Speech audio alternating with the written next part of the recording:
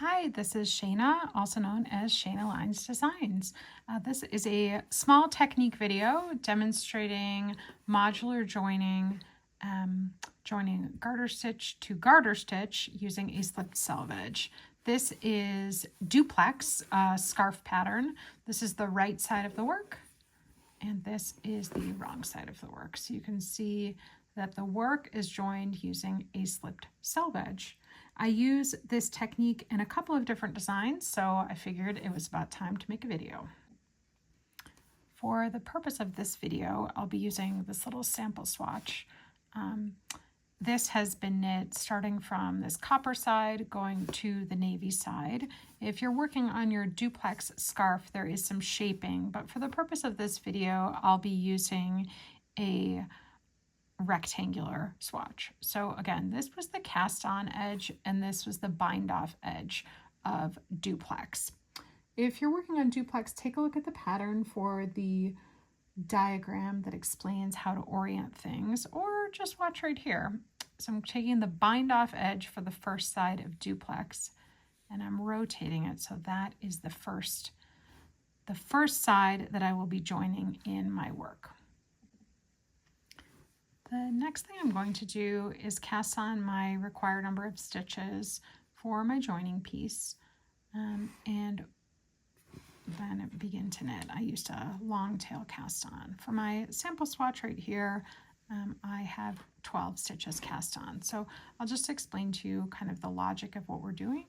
I'm going to knit 11 stitches, or you can think of it as knit 11 or knit to the last working stitch. Then I'm going to slip this stitch with yarn in front. And you see my beautiful slipped selvage. I'm going to slip the first slipped selvage stitch with yarn in front to my working needle. I'll show you what that looks like. It's kind of nice that I use stripes here because I know that my stitches that I pick up will alternate between the two colors. As I'm getting set up, I like to just have my other piece next to me. It's a little floppy for the first couple of rows, but you'll get the hang of it once you get a few more rows. So I'm going to knit. I'm just knitting directly from that long tail cast on edge. I'm going to knit to my last stitch. So split the yarn there, knit to my last stitch.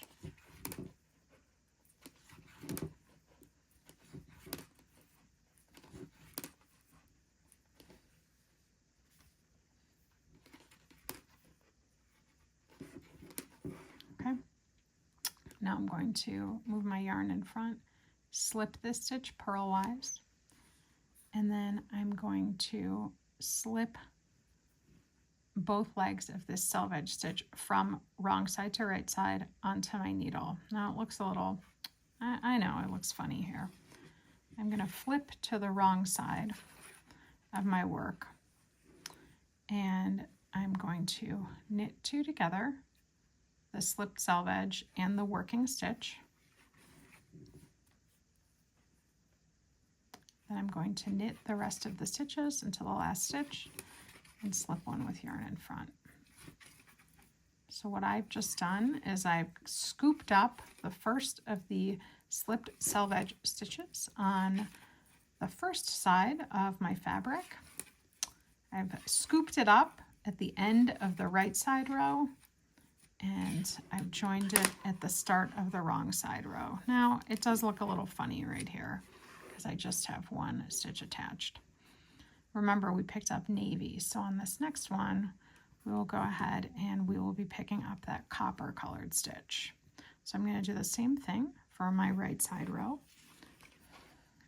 Knit to last stitch, slip one with yarn in front, and then slip one with yarn in front from the selvage stitches.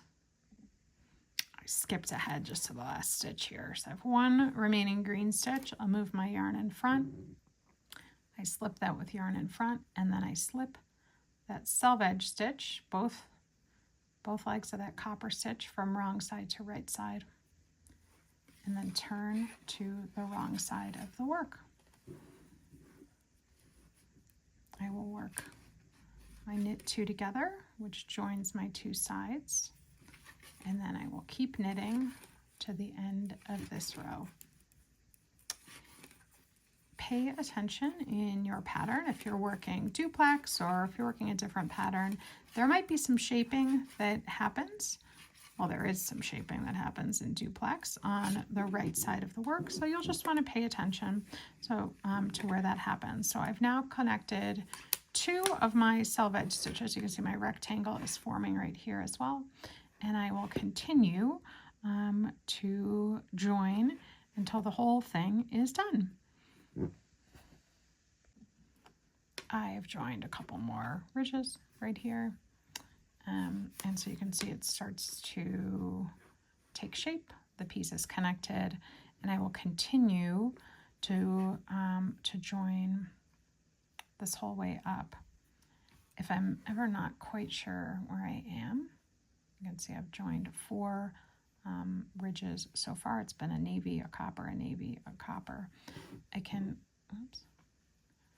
take a look, and the last one that I joined was copper, so the next one will be navy. Now, of course, if you just had a single color that you were joining, or it wasn't a 2-row 1 garter ridge stripe, then you wouldn't be able to follow the opposite color. But the way that duplex is designed anyway, that's how to follow it along. So just remember to pay attention to your pattern for the shaping, which will shape the which will shape the scarf as you join it, but the back ends up beautiful. And so if while you're wearing it, it flips over, there is a really lovely detail designed into the pattern. Okay, I have joined the whole thing, every single slip selvage, and I just wanted to show you really quickly. Everything is joined. Here's the wrong side of the work with this really beautiful slipped selvage join, and the next thing I will do is bind off all of my stitches on the right side. Ta-da! We're bound off. As you can see, this is the right side of the work. I started here and built the stripes and then joined from the other side. Now, when you're working on the duplex scarf, which has some shaping, it won't look like 2 rectangles at the end, but they sure will look joined just like this. And I think the detail is beautiful enough to allow either side to be facing out.